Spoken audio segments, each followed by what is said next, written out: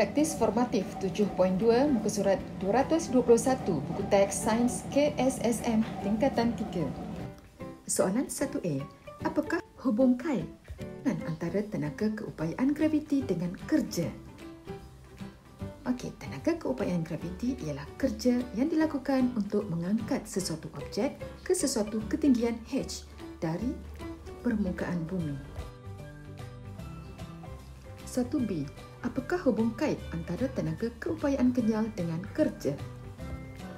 Tenaga keupayaan kenyal ialah kerja yang dilakukan untuk memampat atau meregang suatu bahan kenyal dengan sesaran X dari kedudukan keseimbangan. Soalan 2. Lina mengangkat sebuah kerusi seberat 40 Newton sehingga ke aras ketinggian 50 cm. A. Berapakah kerja yang dilakukan oleh Lina untuk mengangkat kerusi tersebut? Okey, caranya ialah menggunakan formula W sama dengan Fs. W work sama dengan force darab dengan distance. Work W iaitu kerja dalam unit joule sama dengan force iaitu F iaitu daya dalam unit Newton darab distance S iaitu jarak dalam unit meter sama dengan 40 Newton darab 0.5 meter, maka jawapannya ialah 20 joule. Soalan 2. Lina mengangkat sebuah kerusi seberat 40 Newton sehingga ke aras ketinggian 50 cm. Soalan B. Apakah bentuk tenaga yang dimiliki oleh kerusi itu? Ya, tenaga itu ialah tenaga keupayaan graviti. Soalan 2C. Berapakah tenaga yang dimiliki oleh kerusi itu? Ya, tenaga keupayaan graviti yang dimiliki oleh kerusi itu sama dengan kerja yang dilakukan ke atasnya. Maka jawapannya ialah 20 joule. Soalan 3. Daya F dikenakan terhadap papan untuk memampatkan spring ke arah dinding seperti yang ditunjukkan dalam rajah.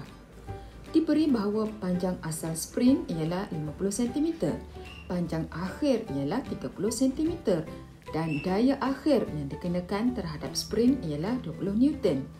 Berapakah tenaga keupayaan kenyal yang dimiliki oleh spring yang termampat?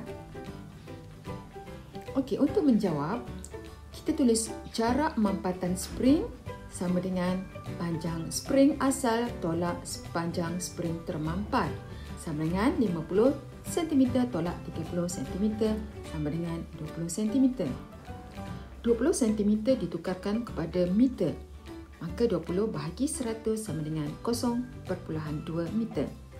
Tenaga keupayaan kenyal sama dengan formula 1/2 Fx sama dengan 1/2 darab F sama dengan 20 Newton darab X sama dengan 0.2 meter.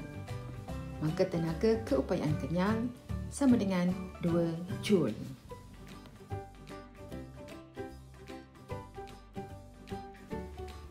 Soalan 4A. Mengapakah kenderaan berat seperti dalam rajah biasanya berhalaju rendah tetapi mempunyai tenaga kinetik yang tinggi? Mengikut rumus tenaga kinetik sama dengan 1/2 mv kuasa 2 dengan m ialah jisim dan v ialah halaju. Walaupun nilai halaju v bagi kenderaan berat adalah kecil, nilai jisimnya m adalah besar. Oleh itu, jisim kenderaan berat yang besar ini menyebabkan banyak tenaga kinetik dimiliki oleh kenderaan berat yang berhalaju rendah. Soalan 4B. Nyatakan satu contoh objek harian yang mempunyai tenaga kinetik yang tinggi dalam keadaan berikut. Pertama, objek yang berjisim kecil tetapi berhalaju tinggi. Objek itu dikecil tapi dia laju tinggi.